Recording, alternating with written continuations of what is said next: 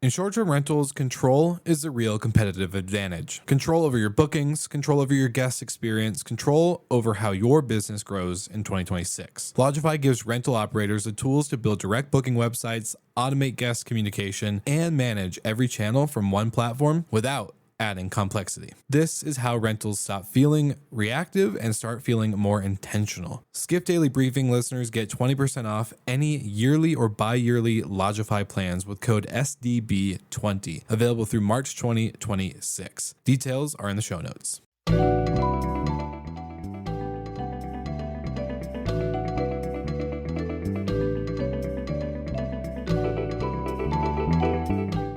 Welcome back to the Skift Daily Briefing. It's Wednesday, February 18th. I'm Sarah Dandashi, and today we're talking about hotel brand sprawl, the travel industry monetizing anxiety, and whether AI is about to flip travel price comparison on its head. All of that and more. Let's get into it. We just launched Noted Collection, its 21st brand, positioned as a premium collection designed to bring upscale and upper upscale independent hotels into IHG's ecosystem. Now, the pitch is the same one that we're seeing pretty much everywhere. Keep your identity, keep your name, but plug into a loyalty engine and a global distribution machine. IHG says that it expects the brand to reach 150 plus hotels over the next decade. But as of now, there aren't specific signings or opening dates announced.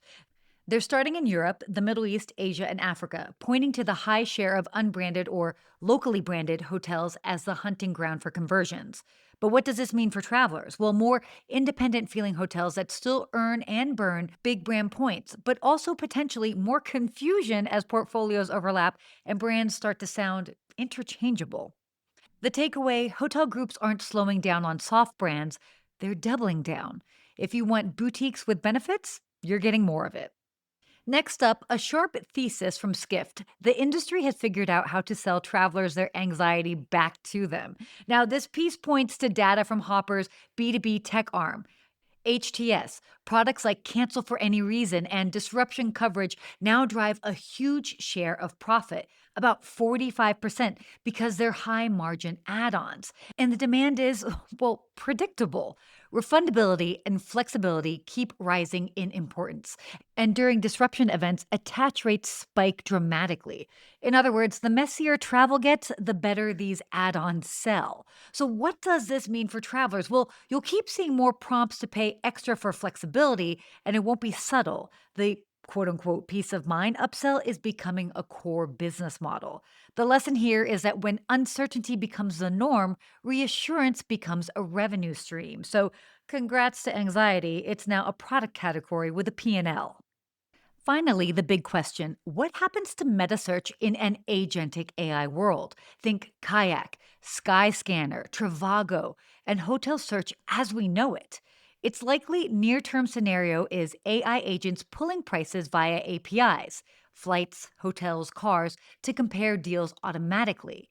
The promise is more personalization because AI platforms may know your preferences, memberships, and constraints better than today's Metasearch ever did. But the story's real point is the friction.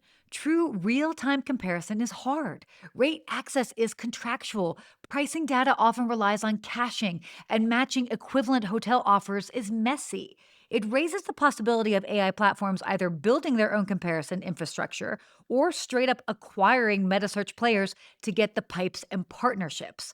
So, what does this mean for travelers? The price comparison may shift you from you search and click 12 tabs to your agent brings you 3 options, already filtered to your rules. But you'll want transparency. Where did those rates come from? And what's being left out? The key takeaway: Metasearch isn't dead, but it may stop being a destination and start being an invisible layer powering AI shopping. Well, that's it for the Skift Daily Briefing for Wednesday, February 18th. For more, head to skift.com, and as always, subscribe at skift.com/daily. Thanks so much for listening.